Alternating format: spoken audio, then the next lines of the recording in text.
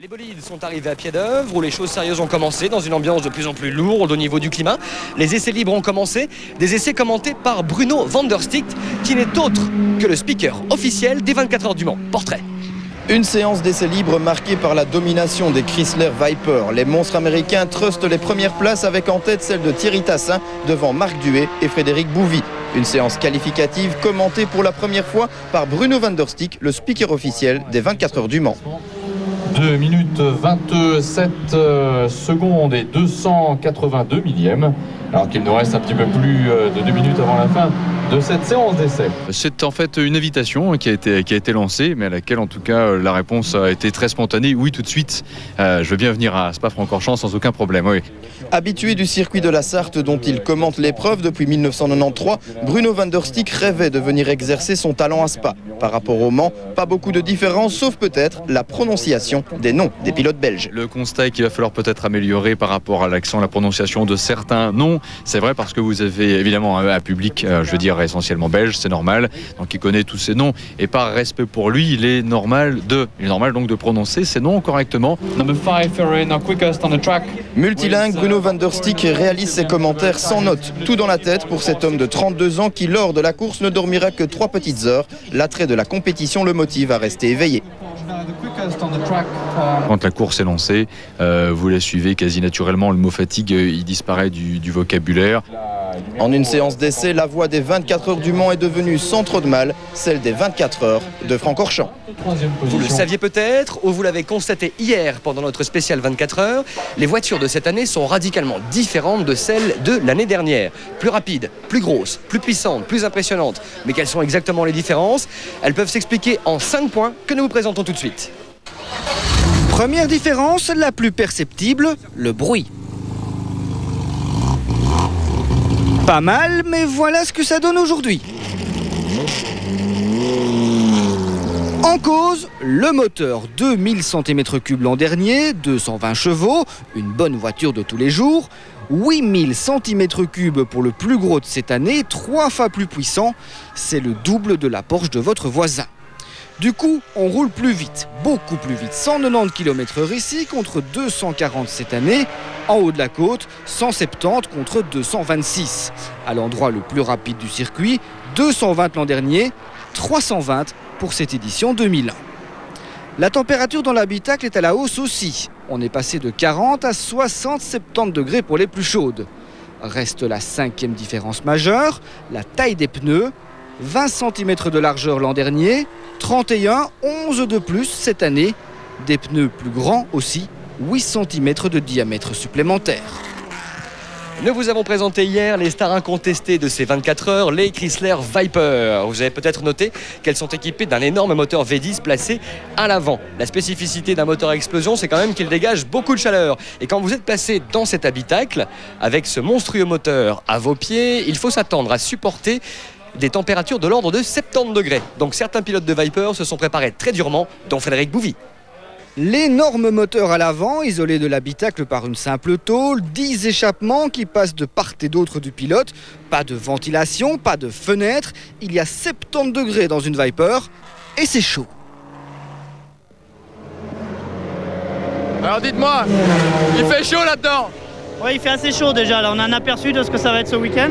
Pour se préparer à cela, Frédéric Bouvy, vainqueur l'an dernier, a trouvé un truc, disons, étonnant. Depuis 6 semaines, il fait du vélo dans un sauna à 70 degrés. Physiquement, conduire une voiture de course, c'est physique, mais c'est pas excessivement physique. Le problème, c'est d'arriver avec de l'air chaud, régénérer nos muscles. Parce que le muscle, s'il n'a pas d'air, c'est pas possible. Il peut pas travailler, donc il faut lui donner de l'air. Donc il faut que le corps arrive à accepter de l'air chaud. Avec un médecin, Frédéric Bouvy a constaté une baisse de son rythme cardiaque. Reste à savoir ce qu'en pensent les autres. C'est original, hein. Il y en a qui vont en bikini au pôle Nord. Mais il faut voir le contexte, hein. C'est un peu différent, on manque d'air surtout.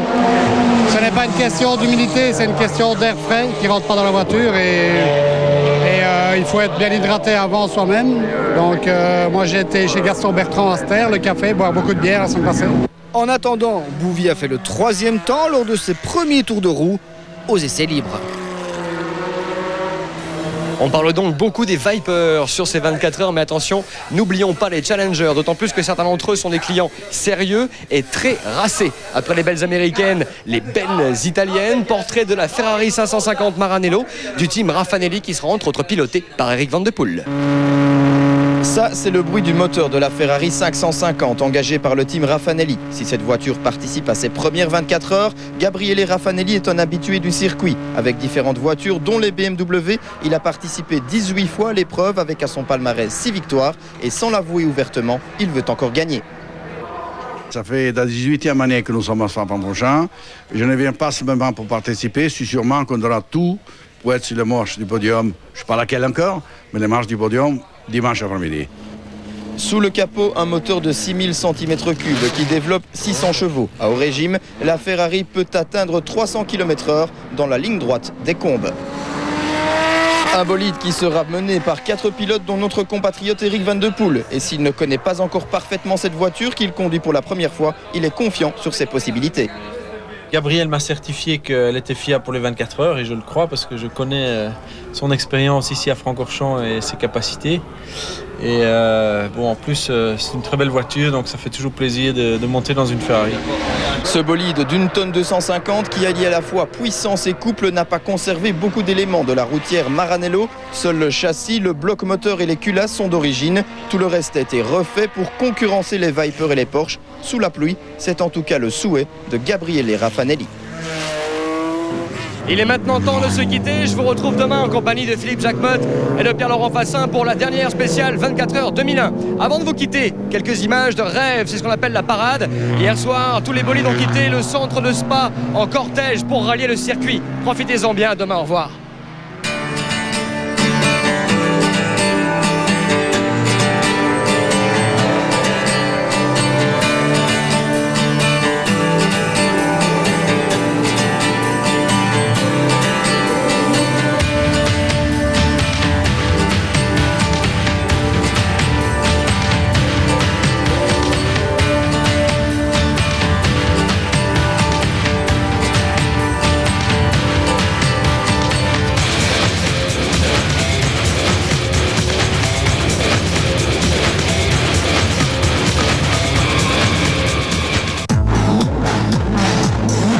Wait a minute, 60 and a little bit more. 73, 46, 39, 54. La moyenne d'âge à Spa est disons plutôt élevée. Et dans le peloton des 24 heures, il y a davantage de cheveux gris que de pilotes imberbes. La première fois que j'ai roulé à Spa, c'est il y a 22 ou 23 ans. Mais je crois que il y en a toujours pour tous les âges. Alors Paul Newman a 75 ans, je pense, et il roule encore à des courses aux États-Unis. J'ai encore 30 ans devant moi. Mais les vieux ne se sentent pas défavorisés pour autant. Avec un peu d'entraînement, ils se disent que leur âge n'est pas forcément un handicap par rapport à un pilote de 25 ans. Je pense qu'il a peut-être un certain avantage au niveau peut-être d'une certaine condition physique et encore faudrait-il le prouver sur une course d'endurance. Mais je pense que l'expérience qu'on a pu acquérir ici et le nombre d'années que j'ai pu faire les 24 heures de Francorchamps vont certainement pouvoir compenser. Non, je ne pense pas que 40 ans c'est jeune. Disons qu'on a l'avantage d'avoir de l'expérience, de l'endurance, mais bien sûr on a perdu de l'explosivité. Ici aux 24 heures, on retrouve quantité de pilotes qui traînent leur savate depuis 20 ans sur les circuits. Il y a une raison. Et elle est d'ordre financier. Avant, on faisait de la superproduction. Les importateurs demandaient à certains pilotes de venir rouler. Maintenant, c'est nous qui devons amener un budget. Un jeune de 18 ans ne va jamais amener 1,5 million de francs belges ou 2 millions de francs belges pour aller dans la team parce qu'il n'a pas la capacité de trouver ce budget. N'empêche, les GT et FIA sont annoncés extrêmement physiques à piloter et d'aucuns devront se faire violence pour y arriver. Je vais avoir 40 ans bientôt, cette année. Mais c'est dans la tête que ça compte, hein. Pas de problème. Rejoignons maintenant Philippe Castel en direct de Francorchamps. Philippe, journée d'essai aujourd'hui pour les 24 heures et d'ailleurs les premiers essais officiels viennent de commencer. Non, ce sont les essais libres qui se terminent à l'instant. Il y a eu un accident sur le circuit, donc avec un petit peu d'anticipation, cette séance d'essais libres a été interrompue. Les essais officiels, ce sera pour ce soir à 21h45 et jusque pratiquement minuit et demi. Nous possédons déjà une première hiérarchie. Une hiérarchie non officielle, je vous l'ai dit, avec la Viper de Thierry Tassin qui a réalisé le meilleur temps devant celle de Vincent Voss, la Ferrari d'Eric Van de Poel, et ça c'est une bonne nouvelle parce que ça va mettre un peu de piquant dans cette épreuve. En 4e position, la Chrysler Viper de Belmondo, ensuite Marc Duet, Jean-Michel Martin et enfin de Richebourg. L'un des pilotes de cette voiture, de cette 7e voiture, eh bien c'est Frédéric Bouvy, double vainqueur des 24 heures de Francorchamps. Étonné par cette première hiérarchie? Non, c'est des essais libres. Là maintenant, la voiture n'a plus roulé ici depuis un mois, donc la piste a changé, le climat est différent. Donc maintenant, on est en train d'un peu tester plein de réglages. On avait le 2e temps dans la première séance d'essais libres, maintenant on a le 7e temps. On n'a pas sorti encore des trains de pneus, c'est maintenant dans la première séance qualif que ça va jouer. On a 1 heure pour mettre les gros gaz. On sait d'ores et déjà que ça sera une bagarre fratricide entre Chrysler et Viper. De toute façon, il faut faire attention. La Ferrari, elle a quand même elle est bonne, elle a des très très bons pilotes à son volant. Van de Poel, Naspetti, donc elle peut créer la surprise. Je crois que ils y croient un peu moins en fiabilité, donc je crois qu'ils veulent plus jouer le coup, la pole position et partir en tête pour le départ. Pour l'instant, il y a 5 petites secondes qui séparent le premier du 7e. La bagarre risque d'être chaude pour la pole position tout à l'heure. Merci Philippe, et bien sûr la course à vivre en direct. Le nouveau style de course, le nouveau concept développé par le RACB RS cette année est quelque chose de bien original et qui va de l'avant et qui va. Enfin, moi, je crois que ça va vers un avenir prometteur. Ça va amener du monde. Ça va amener du monde, oui. La personne qui a quelques mètres carrés de terrain chez lui à Francorchamps, on loue en parking, on loue en camping quand on peut le faire, quoi. C'est toujours intéressant. Camping et parking, ici, on fait les deux. Et on voit arriver ce week-end avec optimisme. Avec le plateau qu'il y a cette année, disons qu'on devrait normalement faire complet, quoi, je crois. Pas au point des Formule 1, mais on fera complet quand même. Déjà, les habitués sont là, ils gardent le même emplacement d'année en année et ils sont d'une fidélité à toute épreuve. Je suis fidèle, oui, ça fait 21 ans que je viens. Je réserve toujours une semaine de vacances pour venir ici aux 24 heures. Alors j'aime bien venir à partir du mercredi, comme ça il n'y a pas trop de monde, il y a une belle place. Disons que ça coûte Francorchamps ici pour 5 jours, ça nous faut coûter dans les 10 000. Que vous dépensez ici? Qu'on dépense. 10 000 francs dont chaque friterie, chaque snack, restaurant ou hôtel espère bien bénéficier, du moins en partie. Pour un double tour d'horloge aux allures de bataille des Ardennes. On l'a dit et répété, ce millésime 2001 sera plus glamour que jamais, avec de véritables monstres des pistes bien décidés à en découdre 24 heures durant. Incontestable favorite de cet affrontement grandeur nature, les Chrysler Viper GTSR ont tout et encore plus pour devenir les reines de Spa. D'abord, il y a leur nombre, avec 9 exemplaires présents. Ensuite, il y a leur fiabilité, connue et reconnue lors des épreuves de longue haleine. Enfin, il y a le niveau de professionnalisme des teams qui les engagent. Pas étonnant dès lors de retrouver parmi eux les incontestables favoris de ces 24 heures. À tout seigneur, tout honneur, débutons ce rapide tour d'horizon par la formation L'Arbre Compétition Chevreau, incontestable dominatrice du championnat FIA-GT 2001. Si Christophe Bouchu et Jean-Philippe Belloc seront forcément de la partie, ils pourront compter sur un renfort de tout premier choix en la personne de Marc Duet. De quoi faire de l'Arbre Compétition le candidat à la première marche du podium. Le circuit est quand même très difficile, on n'a pas une grosse expérience nous de cette course par rapport à d'autres pilotes ou d'autres teams, mais bon, on a essayé de s'y préparer au mieux. Si on a fait les 24 heures du Mans, c'était aussi dans l'optique d'en tirer des enseignements, et on a tiré beaucoup d'enseignements pour réparer Spa. Maintenant à Spa, on s'attend à une course très très dure physiquement et pour le matériel, et en sachant l'importance qu'elle aura au championnat, il va falloir être très sérieux. Lauréate de la Manche du Hungaroring après un début de saison problématique, car Sport Holland s'impose en principal challenger des Viper L'Arbre. Sous les couleurs de Route 66, Mike Ezemans et la famille Blekemolen n'auront rien de simple touriste hollandais de passage dans nos Ardennes. Leur objectif est clair, gagner. On peut dire que les voitures seront les mêmes que pour les courses de 3 heures. La boîte sera peut-être différente ainsi que les freins, mais dans l'ensemble, la base sera la même. Pour parvenir à ses fins, le quatuor Batave pourra compter sur 2 renforts bien de chez nous. Thierry Tassin accompagnant Mike Ezemans et Jeroen Blekemolen, tandis que Jean-Michel Martin fera cause commune avec Michael et Sébastien Blekemolen. Alors je peux vous dire que c'est très impressionnant parce que c'est d'abord très rapide, vraiment très très rapide. Ça nous change des voitures de tourisme. C'est très puissant.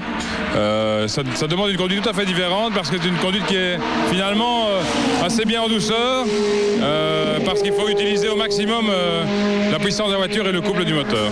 Troisième top team Viper, le Paul Belmondo Racing. Si les reptiles jaunes et bleus sont un peu limites sur les courses de 3 heures, sur une distance 8 fois plus importante, le meilleur est à attendre. Côté pilote, le cocktail est impressionnant, avec des trios composés de Vincent Veus, Eric Hellary et Emmanuel Clérico pour la 12, Didier Defourny, Frédéric Bouvy et Boris de Richebourg pour la 11, et Anthony Kumpen, Claude-Yves Gosselin et Paul Belmondo sur la 10. Restent les Vipers occupant le rôle d'outsider avec les bolides des formations belges Silver Racing et GLPK Racing qui pourraient eux aussi créer la surprise et intégrer le top 5, voire grimper sur l'une ou l'autre marche du podium. Pour contrer ces Vipers, on peut bien sûr compter sur la Ferrari 550 Maranello engagée par le team de l'inénarrable Gabriele Raffanelli. Ayant fait l'objet d'un véritable jeu de chaises musicales, son baquet sera finalement occupé par Eric Van de Poel, Emmanuel Lenaspetti, Philippe Steveny et un ultime pilote à budget. 9 Vipers et une Ferrari, cela signifie-t-il que les autres concurrents ne sont là que pour faire le nombre? Pas du tout, car on peut toujours compter sur les plus véloses des NGT pour créer la surprise au bout des 2 tours d'horloge. Et puis il y a les bolides du groupe 2, issus des championnats nationaux, à l'image de la superbe Marcos Mantara LM600 du De Almenara Motorsport. Une équipe belge qui tient à prouver que les amateurs éclairés et autres gentlemen drivers ont également leur place sur ces 24 heures. Dans la même catégorie, on n'omettra pas de mentionner la présence de l'unique gilet alpha finalement de la partie. La Vertigo Streif étant confiée à Sébastien Hugeux, Nicolas Kropp et Stéphane Van Kampenhout. Quant à l'ultime catégorie, elle regroupera des voitures issues des coupes monomarques à l'image des Lamborghini Diablo GTR, Porsche 996 Super Cup et autres Lotus Elise. Voilà, le décor est planté, les acteurs sont en place et le spectacle peut commencer, histoire de s'en mettre plein les yeux et les oreilles.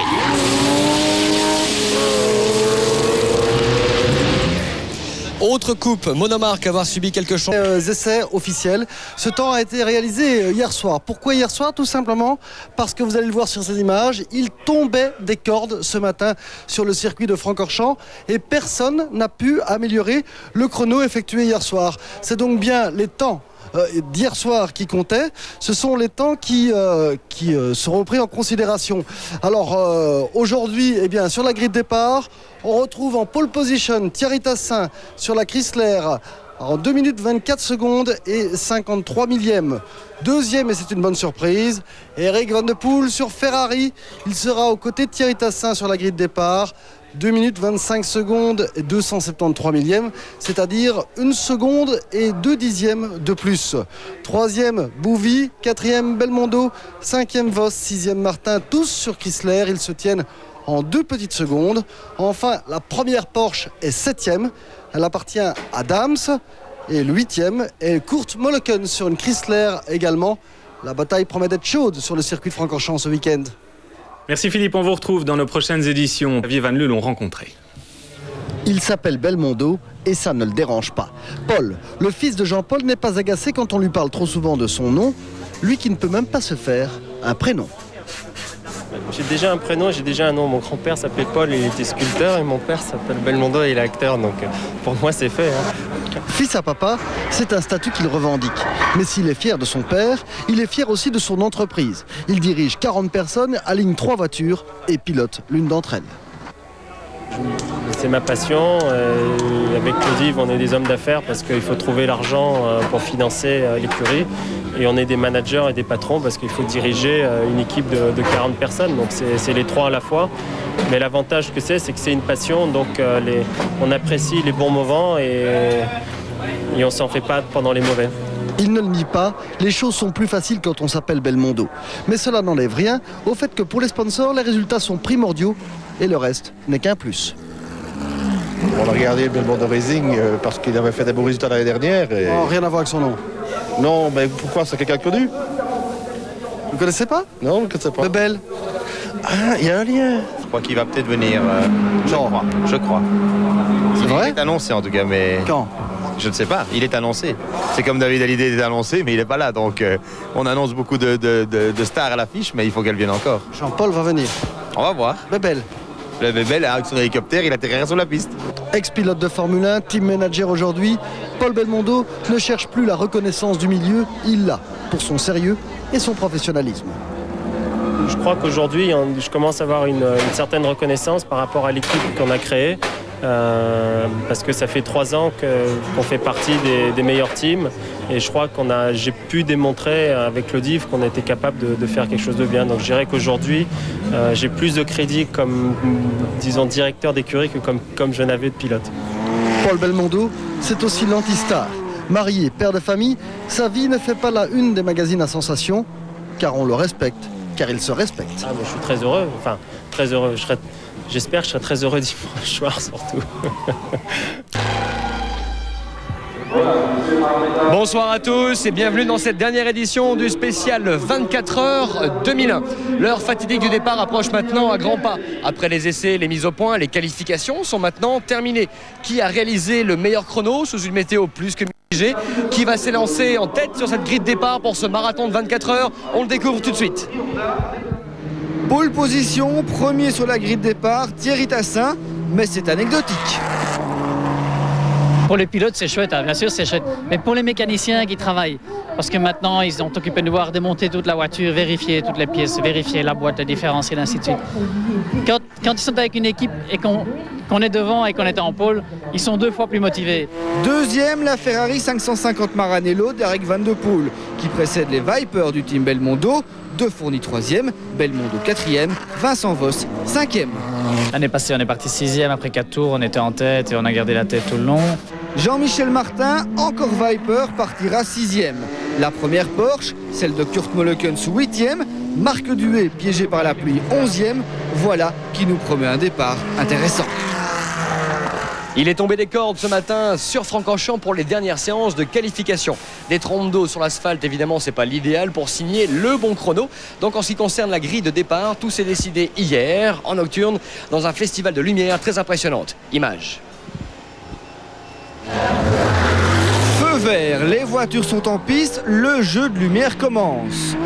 Les flammes, les freins, les phares. Ah oui, ça s'appelle le jeu des phares. À l'origine, les puissantes Viper qui inondent la piste de lumière. Ça éclaire pas mal. J'ai rarement eu des phares aussi performants. Et puis les autres qui se servent des grands phares pour faire de l'intox. Et vous ne voyez absolument rien. Mais c'est pas pour ça que vous avez forcément une Viper qui arrive à 400 à l'heure. Ça peut très bien être une espèce de diesel local qui passe. Mais avec les grands phares, vous avez l'impression qu'elle va arriver très vite derrière vous. Donc vous freinez, vous la laissez passer, et puis il n'y a jamais rien qui arrive. Mais vous avez ralenti et donc perdu, c'est ça, le jeu des phares. Et d'ailleurs, sur une Viper, combien de watts? C'est à moi que vous demandez ça, non? Oui, non, on va le demander à quelqu'un d'autre. Autant demander au premier type qui passe dans la rue ici. Peu importe.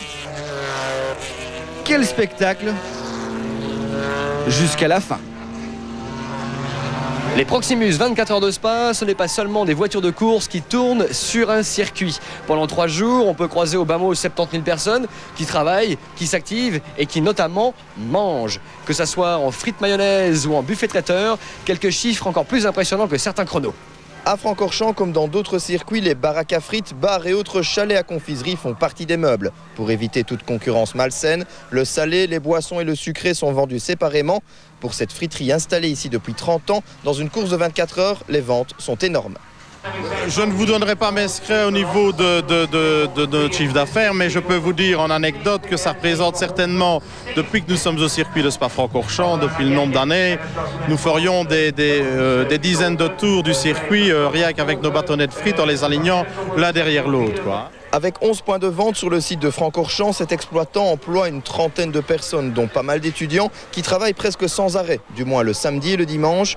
Pour ce qui est des boissons, autre point de rendez-vous très prisé, les ventes sont aussi très importantes, mais tout dépend de la météo et aussi du plateau présent aux 24 heures. Je crois que le plateau GT de cette année est un très beau plateau et va permettre certainement un afflux supérieur de spectateurs au circuit de Spa-Francorchamps. Je crois que la nouvelle formule est une bonne formule et qu'elle va nous amener un regain d'activité au bord du circuit. Pour le sucré, quel que soit le temps et les pilotes présents, ce sont les gaufres qui ont la cote. Et comme vous le constatez, il est impossible de quitter le circuit le ventre vide. Je vous propose maintenant d'aller à la rencontre d'une des équipes les plus sympathiques de ce plateau des 24 heures. Un team qui fonctionne dans un bel esprit, plein d'humilité pour un beau projet. La Lotus Elise, pilotée entre autres par José Claus et Monsieur Vandeux, et qui est préparée par des étudiants en mécanique et stagiaires du Forum. Présentation. Cette Lotus est particulière. Elle sert de travail pratique à 6 stagiaires du Forum qui apprennent les métiers du sport automobile. On est prêt, la voiture est prête, on est relax. Les autres années, même dans des teams professionnels, on se secoue, ici tout est en ordre. David a 20 ans. Évidemment, pour celui qui veut devenir mécanicien de course, le projet est fabuleux. En 2 semaines de temps ici depuis que je suis au Forum, je crois que j'ai déjà appris plus qu'en faisant ça après journée. Le campus automobile de Spa-Francorchamps n'existe que depuis quelques mois. Il offre des formations de 40 semaines en mécanique, matériaux composites, machines-outils et acquisition de données. Tout ce qu'il faut pour la compétition, c'est unique en Belgique. Vous êtes bientôt prêt pour la Formule 1 là? Non. J'en ai encore pour quelques années avant ça. L'équipe a réussi le premier examen, qualifié la voiture. Elle partira 29e devant une Viper et 4 Porsche. Maintenant, pour réussir, il faudra terminer. Pas plus de points si on termine alors. Allez, il pourra boire un verre de bière en plus. Ouais, à l'école. Oui, on fermera les yeux cette fois-ci. Quoi qu'il arrive, c'est déjà une réussite. Après les Américaines et les Italiennes, Viper et Ferrari, leaders des monstrueuses GT, nous allons maintenant nous intéresser aux Allemandes du plateau des 24 heures. Elles sont nombreuses, elles font partie de la petite catégorie de cette épreuve, mais attention, elles pourraient créer la surprise au classement général. Je vous laisse admirer et découvrir les Porsche du plateau 24 heures, dont celle pilotée par Vanina X. Avec la nouvelle formule des 24 heures, les Porsche sont présentes en masse à Francorchamps. La marque de Stuttgart compte 20 voitures préparées par des privés pour concurrencer les Viper et les Ferrari. L'une d'elles, la numéro 58, préparée par Freisinger, sera pilotée par Vanina X, toute heureuse de participer à l'épreuve sur cette voiture. C'est quelque chose de spécial. J'aimais beaucoup la Ferrari. Je me sentais à l'aise dans cette voiture. La Porsche est un peu plus spéciale, plus difficile à conduire. Je dois encore m'y habituer, mais ça ira. Ce ronronnement typiquement Porsche est dû au moteur de 3600 cm3 qui libère un peu plus de 400 chevaux. En pleine puissance, la voiture peut atteindre 250 km/h. Moins rapide que les Viper, mais peut-être plus fiable sur la longueur, pour autant que la pluie n'inonde pas la course. Malheureusement, je pense que la voiture est un peu délicate sous la pluie. C'est une GT3R, donc pas si évidente à conduire, et j'ai cru comprendre qu'on allait en avoir pas mal. Et donc ça, ce sera peut-être notre point faible. Selon Vanina, si la voiture termine, elle sera bien classée. L'objectif avoué est la victoire en NGT et une place sur le podium au général. C'est pourquoi la 14e place sur la grille n'inquiète pas du tout le team. Et ben voilà, c'est terminé pour cette série des spéciales 24 heures 2001. Merci à Philippe Jacquemotte et Pierre-Laurent Fassin. L'aventure des Proximus 24 heures de Spa continue pendant tout le week-end avec des points réguliers dans le journal télévisé sur RTL TVI. Et puis je vous retrouve avec toute l'équipe sur Club RTL à partir de demain. Vérification du niveau. Et tout ça dans un ordre bien précis. Il y a une procédure qui est d'abord le ravitaillement en essence fait par une personne, habillée en vêtements inifugés, casquée, gantée. Avec ce qui est, à ce moment-là est autorisé le changement de pilote et une personne nettoie le pare-brise. Ce sont les seules interventions qui peuvent être en même temps. Le changement de pilote est une des opérations les plus délicates pour l'effort athlétique qu'il impose. Et celui qui sort aide celui qui rentre. À s'attacher, à se sangler, à tout régler, surtout quand on n'a pas vraiment la même morphologie. Ok. Il y a un petit, un grand et un gros? Exactement, on nous a appelés les Dalton parce que Marc de Bold a 1m90 et le plus petit, Michel, fait 1m60. Alors effectivement, point de vue réglage pour le siège, c'est quand même pas mal de chipot. Michel conduit très très près et nous conduisons un petit peu plus loin, ce qui fait qu'au niveau réglage des sangles, ça se passe assez bien. Michel, c'est vous? Oui, Joe Dalton. Non, ça va très bien. On a un petit siège qu'on met à l'intérieur et on a des repères de couleurs pour les réglages. Vous avez pris un siège pour enfant pour lui? Exactement. Le changement de pneus. C'est ici que le gain de temps doit s'effectuer. Les pneus sont lourds, la jante souvent brûlante, le boulon central parfois récalcitrant. Un mécanicien par côté peut changer les roues. Une fois le changement de roue effectué, 4 mécaniciens peuvent travailler sur la voiture si ça s'avère nécessaire ou faire les contrôles d'usage. Verdict du chrono? 45 secondes, 5 secondes de mieux que tout à l'heure. L'entraînement n'est pas inutile, car chaque mécanicien doit trouver sa place, doit trouver ses marques. Sur 24 heures, il y aura minimum 16 ravitaillements. Et 10 secondes de gagner au stand, ça fait beaucoup. 15-16 fois 10 secondes, ça fait quand même un sacré paquet. Ça fait un tour. Ça fait un tour, donc on doit absolument récupérer ici ce tour. On doit encore bien progresser. On a des petits détails qu'on vient de voir à l'instant. Mettre le pneu 10 cm plus loin. On va régler tout ça pour demain et ce sera OK. Et on espère faire une bonne course. Rapidité, efficacité, chaque geste calculé. Les mécaniciens aussi doivent gagner. Philippe Castel que l'on retrouve sur le circuit de Spa-Francorchamps, H-3 avant le grand départ. Philippe, mais le spectacle a déjà commencé. Effectivement, le spectacle a déjà commencé ici à Francorchamps avec ce matin ce qu'on appelle les courses annexes. Il y a eu les courses des Renault Clio, mais il y a aussi eu 2 manches du Procar qui ont été très spectaculaires. À côté de moi, Christian Lahaye, qui n'est autre que le promoteur de ce championnat. Christian, je vous propose de commenter immédiatement les images du Procar parce qu'effectivement, on a assisté à de grandes et belles courses. Oui, c'est ce qu'on voulait effectivement avec le départ de la manche que nous voyons là, les 2 Opel Silhouette. C'est ce qu'on voulait en effet, d'amener des nouvelles voitures dans ce championnat de Belgique des voitures de tourisme. Ce sont des silhouettes, ces voitures qui sont un petit peu différentes de celles que vous voyez habituellement sur la piste. Et là, vous aurez constaté que notre ami Bas Lenders a poussé légèrement le français Marcel Tarez, mais ça fait partie de la course. Bas Lenders qui connaîtra avec la Citroën quelques ennuis après, mais qui fera de très belles courses. Il perd son capot, on vient de voir qu'il perdait son capot. Ce sont des incidents de course assez fréquents dans votre championnat? Absolument, ça fait partie de la compétition. Il y a des commissaires sportifs qui regardent. Écoutez là, lorsqu'on voit les 2 pilotes qui se touchent, c'est un incident de parcours, c'est un incident de course. Là, c'est un peu plus chaud, hein. C'est un peu plus chaud entre l'Audi de Emerul et l'Opel de Marquet, mais enfin, ça fait partie du spectacle et je crois que nos amis spectateurs et téléspectateurs en redemandent. Oui, c'est vrai que ça, c'est donc la première manche, elle a été remportée par? Elle a été remportée par l'Opel de Jean-François, de Vincent Radermaeker, on y est. Et la deuxième manche? Là voilà, et vous voyez qu'on a aussi invité une 50aine de Mazda, 12 Belges, beaucoup d'Italiennes et beaucoup de Suisses, les Mazda bien sûr, et donc effectivement on a eu du beau spectacle parce que ça s'ajoutait à nos 16 voitures habituellement dans le championnat. D'ailleurs celle-ci qui se retourne, la deuxième manche a été remportée par? Ah ben ça vous n'allez pas continuer, hein, Philippe, c'est fini, hein, maintenant le Procar est terminé. C'est encore bien entendu l'Opel qui remporte la course et de ce fait elle revient à égalité de points, 1 point près avec l'Audi de Emerul Everberg.